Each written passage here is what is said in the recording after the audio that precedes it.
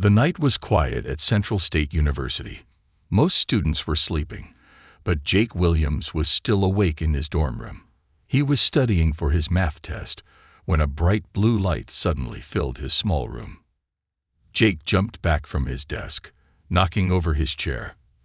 The light was so bright he had to cover his eyes. There was a soft whooshing sound, like wind blowing through trees. When the light faded, Jake couldn't believe what he saw. A girl was standing in the middle of his room, but she wasn't a normal girl. She had long silver hair that seemed to glow in the dark, and her ears were pointed like an elf's. Her clothes looked like something from a fantasy movie, a torn silver dress with strange symbols on it. There was a cut on her arm, and she was breathing hard. "Please," she whispered, looking at Jake with bright purple eyes. "Please help me. They're coming." Jake didn't know what to do. This had to be a dream, right? He pinched himself, but he didn't wake up. The strange girl was still there, and she looked scared. "Who's coming?" Jake asked. "And who are you?" Before she could answer, they heard heavy footsteps in the hallway outside. The girl's eyes went wide with fear. She pressed herself against the wall next to Jake's door. "Hide me," she begged quietly. "If they find me, everything is lost." Jake didn't understand what was happening, but something in her voice made him want to help. He quickly opened his closet door. "In here," he whispered. The girl slipped into the closet just as someone knocked on Jake's door. The knock was loud and aggressive. "Campus security. Open up," a deep voice called. Jake's heart was beating fast, but he tried to stay calm. He messed up his hair and put on his pajama pants over his jeans to look like he'd been sleeping. Then he opened the door. Two men in black suits stood there. They didn't look like any campus security Jake had ever seen. They were tall and muscular, with dark sunglasses even though it was nighttime. Something about them felt wrong. "Can I help you?" Jake asked, pretending to yawn. "We're looking for someone," the first man said. "A young woman. Have you seen anyone unusual tonight?" Jake shook his head. "No, sir. I've been studying and was about to go to sleep. Haven't seen anyone." The second man looked past Jake into the room. His eyes moved slowly, checking every corner. Jake's heart nearly stopped when the man's gaze passed over the closet. "There was a report of strange lights in this area," the man said. "Did you see any lights?" "Just my desk lamp," Jake said, pointing to it, "and maybe some car headlights from the parking lot." The men looked at each other. Jake couldn't see their eyes behind their sunglasses, but he could feel them deciding whether to believe him or not. Finally, the first man nodded. "If you see anything unusual, call this number immediately." He handed Jake a black business card with just a phone number on it. "Sure thing," Jake said, taking the card. The men left, their footsteps echoing down the hallway. Jake waited until he couldn't hear them anymore before closing and locking his door. He let out a long breath he hadn't realized he was holding. The girl stepped out of the closet. She looked relieved but still worried. "Thank you," she said softly. "You just saved my life." "Okay, now can you tell me what's going on?" Jake asked. "Who are you? Who were those men?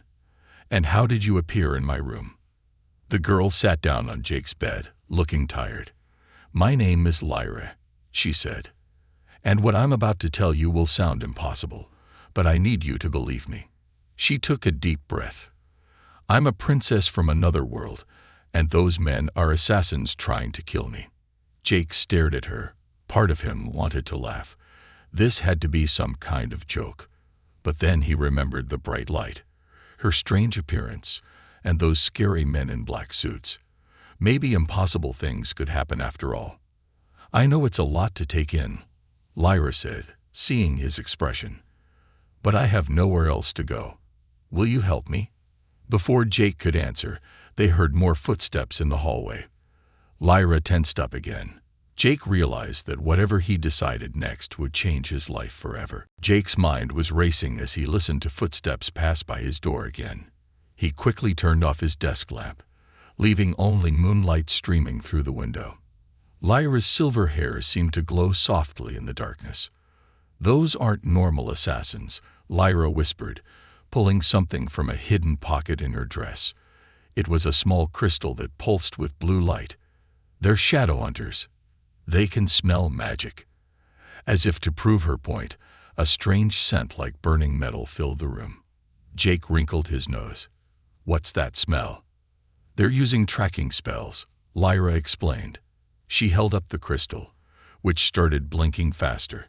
"We need to block their magic, or they'll find us soon." Suddenly, Jake's phone started acting strange. The screen flickered with weird symbols, the same kind that were on Lyra's dress. His laptop turned on by itself, and his digital clock started counting backward. "Technology doesn't mix well with magic from my world," Lyra said. She looked worried. "I'm sorry, but I need to do something that might seem scary. Do you trust me?" Before Jake could answer, his door handle started to turn. Someone was trying to get in, even though he'd locked it. "They're here." Lyra grabbed Jake's hand. Her skin felt like touching a live wire, tingly and full of energy. "Whatever happens next, don't let go of my hand." The crystal in her other hand burst with light. Jake felt like his whole body was being pulled in different directions. The room around them became blurry, like looking through water. He could still see his door opening in slow motion, the shadow hunters pushing their way in. But Jake and Lyra weren't in his room anymore. They were somehow inside the walls of the dormitory, in a strange space between spaces. Jake could see into other rooms through what looked like windows made of spider webs. Students were sleeping peacefully, unaware of the magic happening around them. "This is the between space," Lyra whispered. Her voice echoed oddly. "The shadow hunters can't track us here, but we can't stay long. Humans aren't meant to be in this place." Jake started feeling dizzy. The spider-web windows were multiplying, showing impossible things. Rooms that couldn't exist, corridors that bent in wrong directions. He saw himself and Lyra from different angles, like looking in a broken mirror. "Focus on me," Lyra said firmly, squeezing his hand.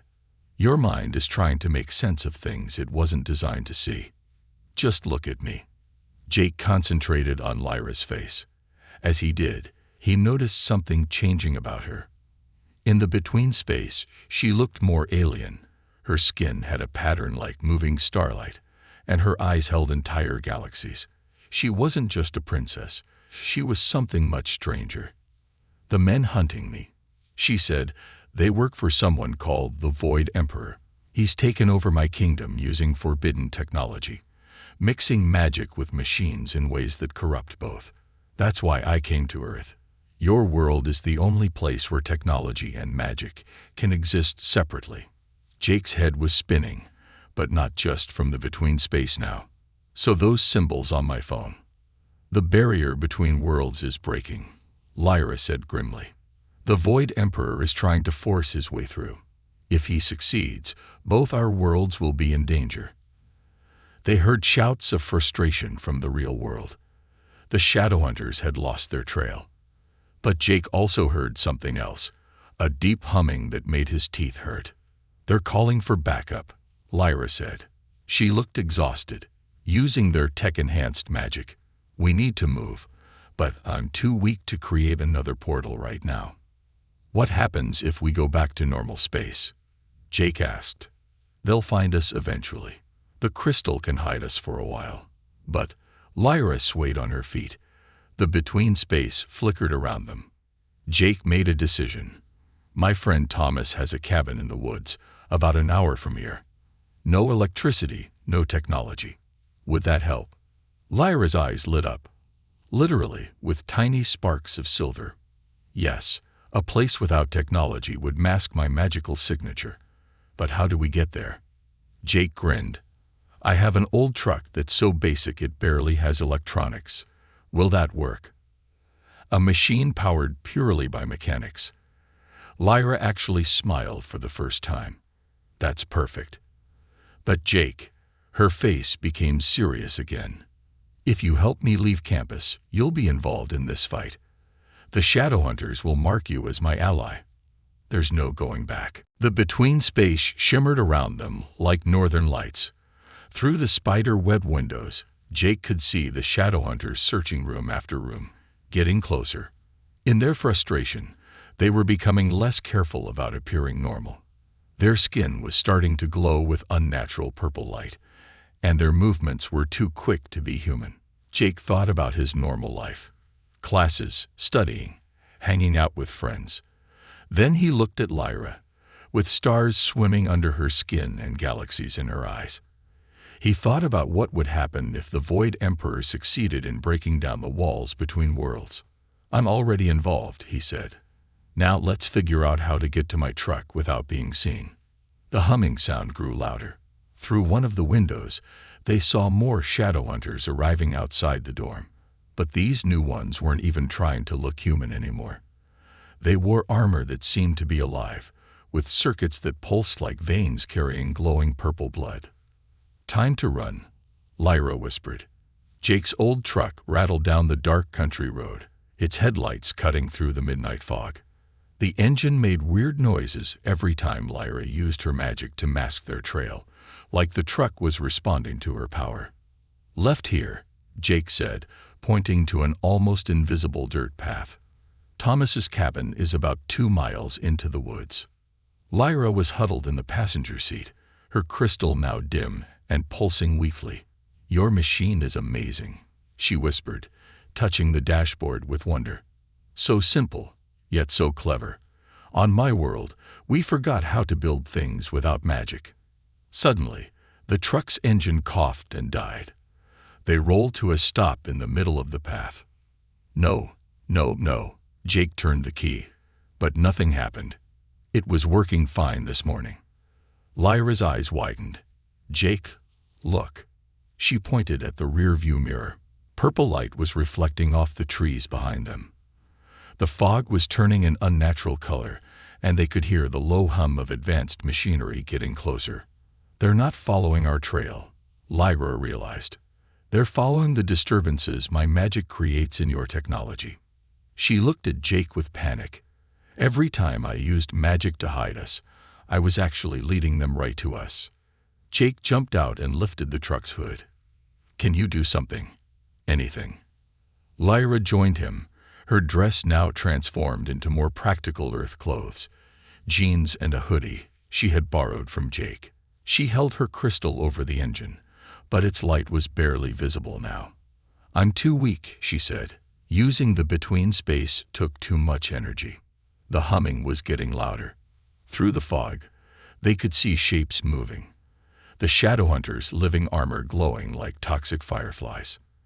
Then Jake had an idea. "You said your world forgot how to build things without magic. Well, I grew up fixing engines. Maybe we don't need magic. We just need some good old-fashioned mechanics." He reached into the engine, fingers moving with practiced skill. "My dad taught me every part of this engine. It's not dead, it's just." He found what he was looking for. Aha! The timing belt's loose. As Jake worked, something strange happened.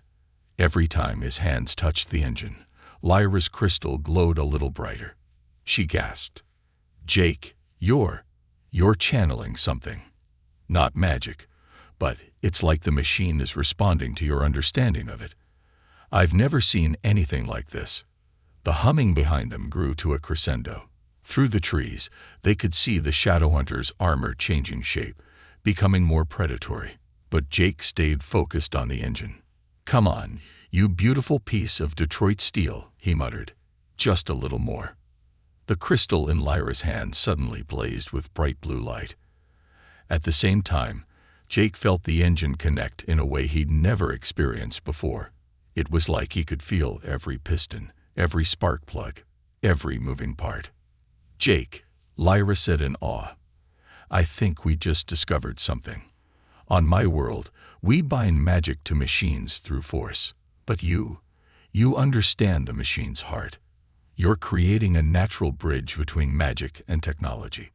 The truck's engine roared to life, but it sounded different now. There was a musical quality to its rumble, like it was singing. "Get in," Jake shouted.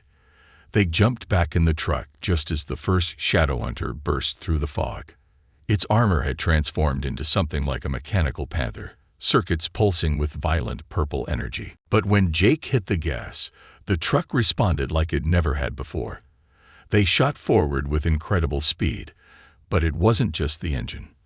The whole truck seemed to be working in perfect harmony, each part enhanced by the combination of Jake's mechanical knowledge and Lyra's fading magic.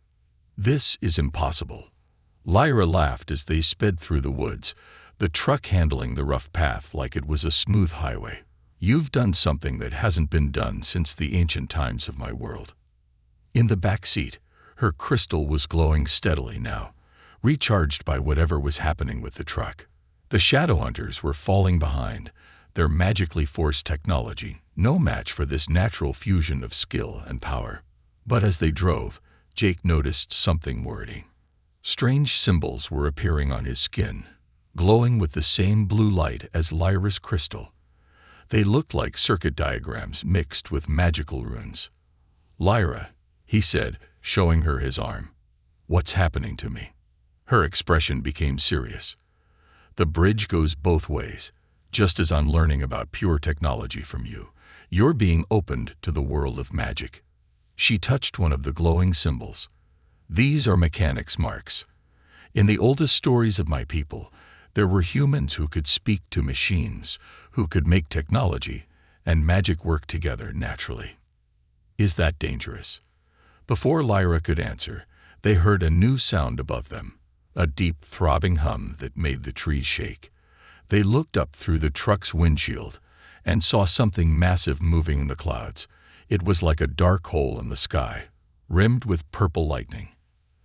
"They've called in a void ship," Lyra whispered. "The Void Emperor himself must know about you now, Jake. About what you can do." She looked at him with a mix of hope and fear. "You might be the key to saving both our worlds, or the thing that finally breaks the barrier between them forever." The truck's engine changed its tone, responding to Jake's growing unease. The glowing symbols on his skin pulsed in rhythm with both the engine and Lyra's crystal. Above them, the hole in the sky grew larger, and a cold voice echoed through the night. "The bridge maker, HFY, bring them to me." The void-shifted shadow turned the forest into endless darkness. Jake's truck, still humming with its newfound power, was their only source of light besides Lyra's crystal and the glowing marks on Jake's skin. "We need to reach the cabin," Jake said, hands tight on the steering wheel. Each turn he made felt like a dance between machine and magic. "But they're blocking our path." Above them, the void ship started dropping what looked like black teardrops. When they hit the ground, they transformed into twisted combinations of machine and magic, creatures with computer screens for faces and bodies made of living metal. "Void Seekers," Lyra explained. Her voice trembled. "They're like viruses, infecting both technology and magic. Don't let them touch the truck." Jake swerved as one of the creatures lunged at them. As he did, something incredible happened. The glowing marks on his arms flowed down into the steering wheel, and the truck responded by transforming. Metal plates shifted and rearranged themselves, covering the windows with protective shields while somehow still letting them see through. "That's not standard factory equipment," Jake said, stunned. Lyra laughed despite their danger. "You're learning faster than any bridge maker in our legends. But Jake, you need to be careful each time you use this power."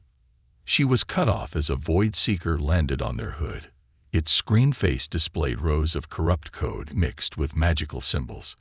The creature started melting into the metal, trying to infect the truck. "Oh no, you don't." Jake pressed his hand against the dashboard. He could feel the truck's essence now, like a living thing. The marks on his skin burned brighter, and the truck's metal began to glow with blue light, fighting against the Void Seeker's purple corruption. But something was wrong. As Jake pushed back against the creature, he felt a strange pulling sensation. The marks on his skin started to spread, covering more of his arms and creeping up his neck. "Jake, stop." Lyra grabbed his arm. The power is consuming you too fast. The Void Seeker exploded into pixels and sparks, destroyed by Jake's defense. But when he looked in the rearview mirror, he saw that his eyes were now glowing like computer screens, displaying the same symbols that covered his skin. "What's happening to me?" he asked, his voice distorting slightly with static. "The bridge maker's power," Lyra said sadly. "It's changing you." In the old stories, those who could bridge technology and magic eventually had to choose one side or the other. If they didn't, another blast from the Void ship interrupted her. This time, it wasn't just Void Seekers. A figure was floating down towards them, a person wearing armor that seemed to be made of living darkness and purple lightning. "A Void Knight," Lyra whispered. "The Emperor's elite guards." The knight landed on the road in front of them, holding up a hand. Reality itself seemed to warp around them, and the truck's engine stuttered. "Your choice approaches faster than I feared," Lyra said quickly. "Jake, you need to know the truth. The Void Emperor isn't just trying to conquer my world or yours. He's trying to become a living bridge between realities. But his method is corrupt. He forces the merger through violence. What you can do, joining technology and magic through understanding. It's what he's been trying to achieve for centuries." The truck's engine coughed and died again, but this time Jake could feel it wasn't a mechanical failure. The Void Knight was somehow draining both the machine's power and his connection to it. As the truck rolled to a stop, Jake looked down at his hands. The glowing marks were now covering most of his body, and he could feel himself changing. Part of him wanted to embrace it, to fully become this bridge between worlds, but another part feared losing his humanity. Through the windshield, they watched the Void Knight approach. Its armor shifted like oil on water, and its helmet opened to reveal nothing. Just a swirling vortex of purple energy where a face should be. "The Emperor offers you a choice, Bridge Maker," the knight spoke, its voice like digital thunder. "Join us willingly. Help us unite all realities under his perfect order, or watch as we tear both worlds apart to achieve our goal."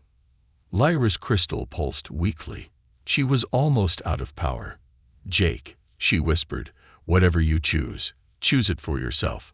Not for my world, not for yours, but for what you believe is right." Jake looked at his reflection in the truck's mirror again. His glowing eyes stared back, and in them he could see infinite possibilities. Futures where technology and magic worked in harmony, and futures where they destroyed each other. The Void Knight extended its hand, purple lightning dancing between its fingers. "Your answer, Bridge Maker." Thunder rolled overhead, but this wasn't from the Void ship. Natural storm clouds were gathering, drawn to the immense energies swirling around them. As lightning flashed, Jake noticed something odd about their location. They weren't just randomly stopped in the woods. They were sitting exactly between two worlds. Through the trees to their left, he could see the lights of his college campus. Through the trees to their right, he caught glimpses of crystal spires and floating cities, Lyra's world bleeding through into ours. And Jake, with his new power awakening inside him, sat at the crossroads of everything. "My answer," he said, his voice carrying both mechanical and magical harmonics, "is this." The marks on his skin blazed like blue fire, and both the truck and Lyra's crystal responded with intense light. The choice he was about to make would change both worlds forever. "My answer is neither." Jake slammed both hands onto the truck's dashboard. The glowing marks on his skin pulsed with blinding light, but this time something was different. Instead of just blue or purple, the light shifted through every color imaginable. "You're all wrong," Jake said, his voice echoing with newfound confidence. "Magic doesn't need to control technology. Technology doesn't need to resist magic. And I don't need to choose between them." The truck's metal began to reshape itself, but not into weapons or armor. Instead, it flowed like liquid, extending outward in spiraling patterns. At the same time, Lyra's crystal started chiming like a bell, resonating with the engine's hum. "Impossible." The Void Knight stepped back. The Emperor said there were only two paths. Then the Emperor doesn't understand what a bridge really is. Jake reached out and took Lyra's hand. Where their fingers touched, spark and magic danced together in perfect harmony. A bridge doesn't destroy either side. It connects them. Suddenly, Jake's truck transformed into something entirely new. It wasn't a weapon or a war machine, but a true fusion of both worlds. Living metal flowers bloomed from the hood, each one containing a perfect mix of circuits and crystal. The wheels became rings of pure energy, spinning with both mechanical precision and magical flow. "You're doing it," Lyra gasped. "You're creating a third path." Above them, the void ship's purple lightning turned erratic. The swirling vortex where the knight's face should be began to flicker, showing glimpses of a lost human face underneath. "Listen," Jake said to the knight. "I can feel it now. You're not really empty inside that armor. You're like me, someone who stood at this same crossroads. But you were told you had to choose, had to destroy one side to save the other." The knight's armor cracked, leaking purple energy. "The Emperor," he promised. "Order. Order doesn't mean destroying what makes each world special," Jake said. He could see clearly now, not just with his glowing eyes, but with a deeper understanding. "Look." The transformed truck was affecting the whole forest. Where technology and magic had been fighting, they now began to dance. Trees grew computer chips like leaves. Electrical wires wrapped around branches bloomed with magical flowers. Even the air itself seemed to shimmer with new possibility. This is what the Emperor fears, Lyra realized. Not that the worlds would stay separate, or that they would destroy each other, but that they would find a way to exist together that he can't control. The Void Knight fell to its knees. Its armor was falling apart, revealing a young person inside, someone who looked barely older than Jake. Their eyes were full of tears. "We were told it was impossible," they whispered. "That trying to balance both would tear reality apart." "The only thing being torn apart," Jake said, stepping out of the transformed truck, "is the lie that we have to choose." But their victory was short-lived. The void ship above them pulsed with angry energy, and a voice like breaking reality boomed across the forest. "If the bridge will not be controlled, then all bridges must be destroyed." The ship began to charge what looked like a massive cannon, its barrel made of writhing darkness and corrupt technology. Its target wasn't just Jake or the truck.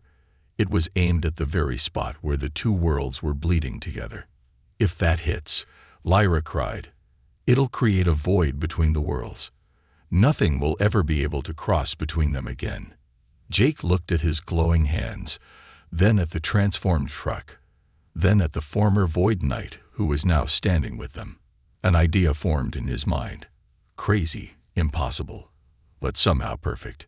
"You're right about one thing, Emperor," Jake shouted at the ship. "A choice does need to be made, but not by me alone."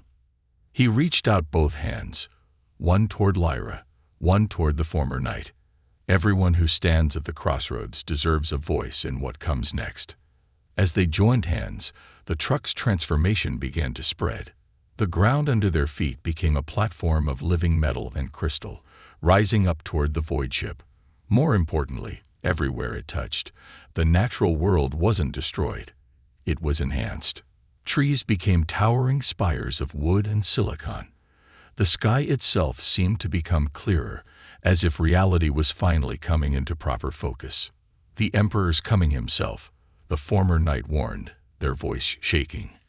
"And he won't offer any choices."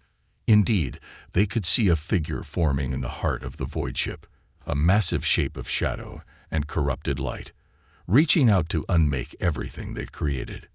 But Jake smiled, the marks on his skin now shining with every color imaginable. "Good," he said, "because I have a few questions for someone who thinks he can own the space between worlds." The platform rose higher, carrying them toward their final confrontation. Behind them, the forest had become something entirely new, not a battleground between two forces, but a preview of what both worlds could become together. "Ready?" Jake asked his companions. Lyra's crystal was blazing with renewed power. The former knight's armor had transformed, now shining with the same rainbow light as Jake's marks. "Ready," they said together. The Void Emperor's laughter shook reality itself. But this time, reality shook back. The Void Emperor emerged from his ship like a tear in the universe, a massive figure made of shifting shadows and corrupted technology. Where his face should be, there was a writhing mass of purple lightning and broken code. "Foolish bridge maker," his voice shattered windows for miles around.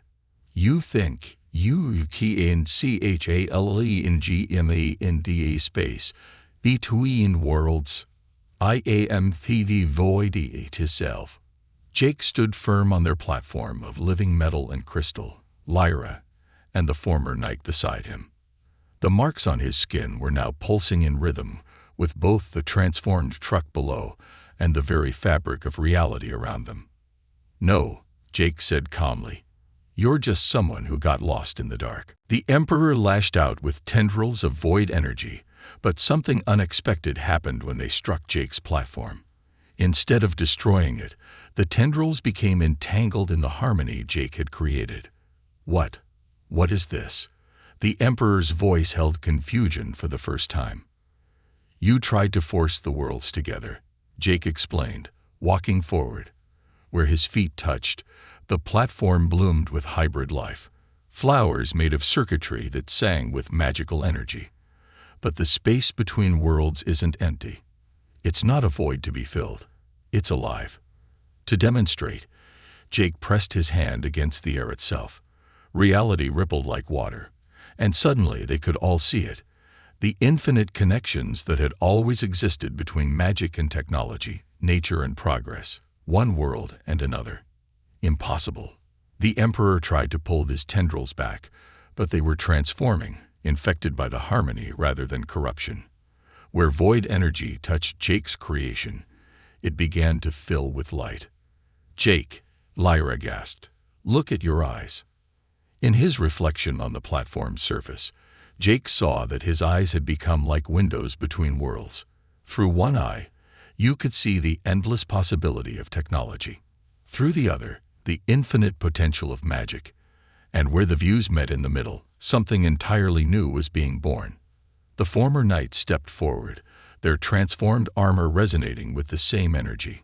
"My Emperor, he's right. The void you taught us to worship, it's not empty at all. It's full of..."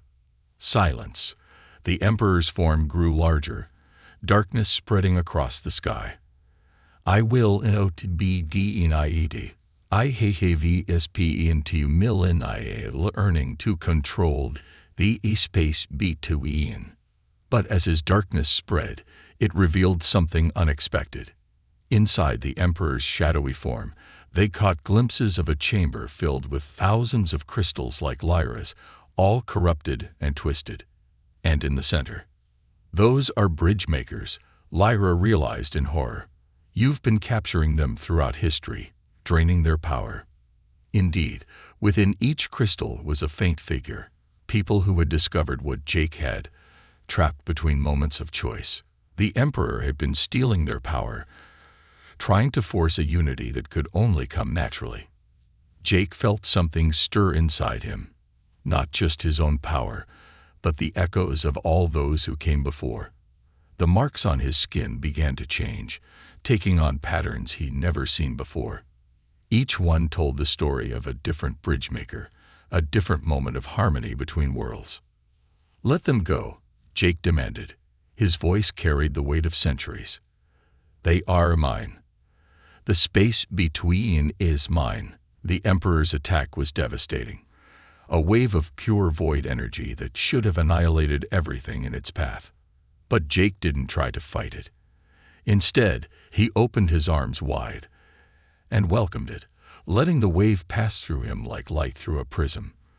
The void energy split into its component parts, pure technology and pure magic, and all the infinite possibilities in between. The Emperor screamed as his own power was transformed, revealing his true form. He was ancient, yes, but also terrified. A man who had looked into the space between worlds and seen only emptiness to be filled, never realizing it was already complete. "You don't need to control it," Jake said softly. "You just need to be part of it." He reached out his hand, offering the Emperor what no one had ever offered him. Not a choice between two extremes, but a chance to exist in the infinite space between. For a moment, everything hung in balance. The Emperor's form flickered between shadow and light, between corruption and possibility. Behind him, the captured bridge makers began to stir in their crystal prisons, awakening to a new resonance. Then Jake felt Lyra's hand slip into his left hand, and the former knight's into his right. The three of them stood together, representing all possibilities: magic, technology, and the living bridge between them. And in that moment, reality held its breath, waiting to see what happened next. The Emperor raised his hands, cosmic power gathering for one final attack. But in his eyes, now visible through the cracking void, there was something new. Fear, and perhaps, just perhaps, a glimmer of hope. "Time to show you what a real bridge maker can do," Jake whispered, and stepped forward to meet his destiny. The sky erupted with light and shadow, magic and technology, creation and destruction, all dancing together in a symphony of possibility. The true battle for the space between worlds had begun. And somewhere far below, Jake's transformed truck hummed a song of perfect harmony, a preview of what was to come, if they survived the next few minutes. The former knight removed their helmet completely, revealing a face full of hope. Both worlds have so much to learn from each other. Jake looked at his hands.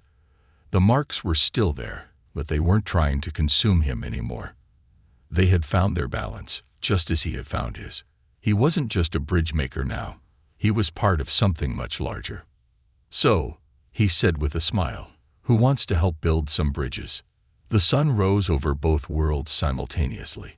Where its light touched the space between, rainbows formed, not just of color, but of possibility. The age of separation was over. The age of harmony had begun, and somewhere in the new growth, an old truck's engine hummed a song of celebration, its sound carrying the promise of everything yet to come. Years later, people would tell stories about the day the worlds learned to dance together. They would speak of the bridge makers who taught harmony instead of control, of the Emperor who remembered how to wonder, and of a college student who refused to choose between worlds and instead built a road between them. But the best stories were the small ones, of magical computers that grew like gardens, of mechanical dragons that protected forests, of children who grew up knowing they never had to choose between being engineers or wizards.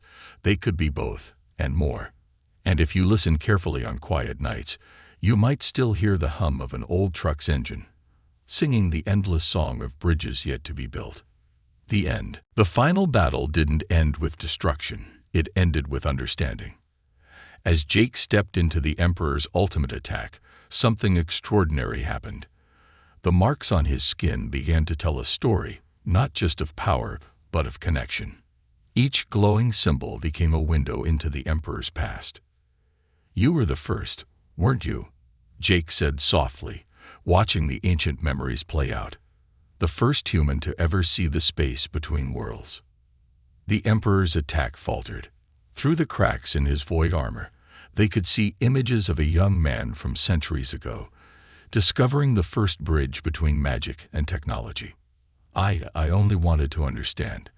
The Emperor's voice had lost its cosmic boom, becoming almost human. "But it was too much, too vast. I thought control was the only way." "Then let me show you what you missed," Jake said. He lifted his hands, and reality itself began to sing. The transformed truck far below added its harmony to the song, and Lyra's crystal chimed in perfect resonance. The former knight's armor vibrated with the melody of possibility. But Jake didn't stop there. Every piece of technology in both worlds began to hum. Every magical artifact began to glow. They weren't fighting each other anymore. They were harmonizing. The imprisoned bridge makers in their crystal cages awakened fully, adding their own songs to the symphony. Each one had discovered a different way that magic and technology could dance together. Their combined knowledge flowed through Jake, not as power to be used, but as wisdom to be shared. "This is what you couldn't see," Jake explained, his voice carrying the echoes of all bridge makers through time. "The space between worlds isn't empty darkness to be controlled. It's where everything connects." The Emperor's void armor began to crack further, but instead of darkness pouring out, light emerged. His true form began to remember what it felt like to stand in wonder between worlds, before fear had turned wonder to hunger for control. "How?" the Emperor whispered. "How can you bear it? The infinite possibility. By not trying to bear it alone."